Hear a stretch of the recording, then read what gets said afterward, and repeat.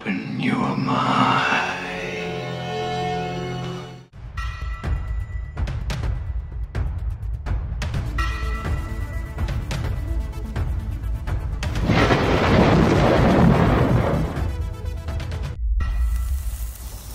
Hey out there, this is Buzz with TheSurvivalBuzz. So it's occurred to me that a lot of people are under the assumption that, you know, the end of the world happens, the SHTF moment, that we're just going to be able to ride it out in our home. We're just going to be able to take all the things that we have stored away, food and things, and just live happily ever after. But I think, honestly, the sad reality of it, that myself and everybody needs to get used to, the idea is that at some point, more than likely, if things get as bad as most of us foresee, at some point we're going to have to leave where we're at. I would love the ability just to be able to sit here in my home with all the food I have stored back, all the water I have stored back, raise my chickens, go on about my day, have, you know, great end of the world. But unfortunately, that's not how it works. So you should at least have a plan together on what you should do if you're going to leave, so you're not caught blindsided and just anticipating that you're going to be able to stay where you're at. At least have a plan. At least have an idea of where you would go, because you never know when it would happen. And even though it's glamorous to think that paratroopers are going to drop out of the sky and we're going to be attacked like that, the reality of it is it's not going to be like that at all. And how deep down the rabbit hole you want to go with things is up to you. And I've talked quite a bit on this channel about the change in weather, we'll put it that way. Try to defeat the algorithms here on the tubes. But the change in weather that we're seeing. And we're told that it's just our fingerprint. It's our footprint. We're the ones guilty with all our activities, daily activities of driving around, all the fossil fuels, just breathing, cows farting, that sort of thing. We're told that it's our fault. But the reality of it is, like I've explained in several videos, they're controlling all this. And whether you want to wrap your head around that and believe it or not, I would encourage you to look into it.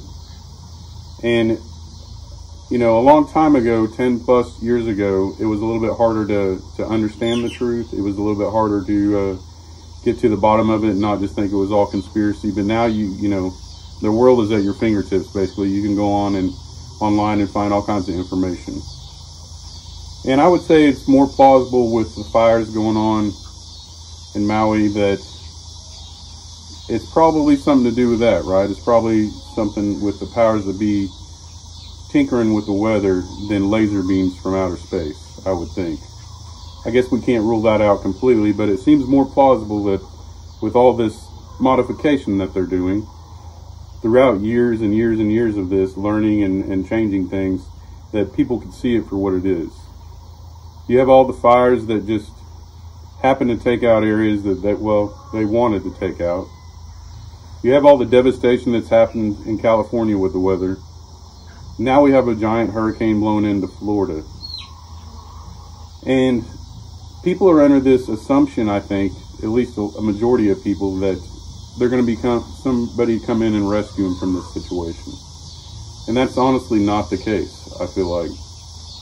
If you look at the fires there in Hawaii, what did FEMA offer those people? I think a $700 check, and they had to be interrogated, as one person put it, and then wait basically to get their check, their $700 check, like that's supposed to help. I can't imagine somebody offering me a $700 check if I just lost my house and family. But that's the world we're living in, and there's nobody there that's going to save you. And the reality of it is you're going to have to leave where you're at some point. Because this isn't just a fight with weaponry, this is a fight with the weather as well. And we can't even help people more than a $700 check. The government can't go in and help with that. But we can funnel billions of dollars into another country to fight a proxy war. And I'm sure a lot of that's going in people's pockets as well. And I actually had somebody comment recently on a video I did, or a short, one or the other, that I was spreading fear. I'm not spreading fear at all. I'm simply on here telling the reality of things, and I'm open to opposed views. I don't have the answers. I don't know everything. I feel like I have some good assumptions at times, but I can assure you I'm not spreading fear.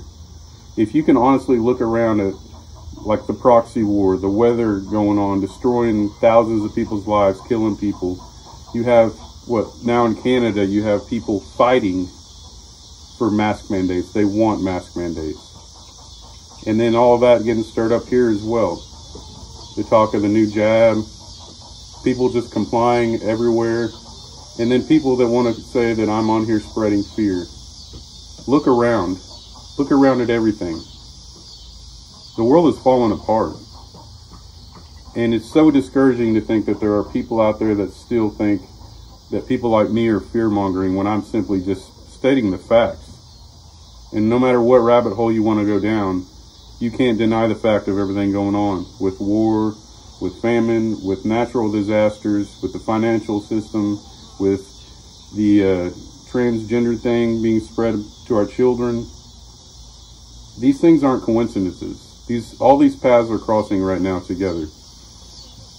And people better come to the reality that this is all happening in real time, and it's progressing at an exponential rate. Sorry.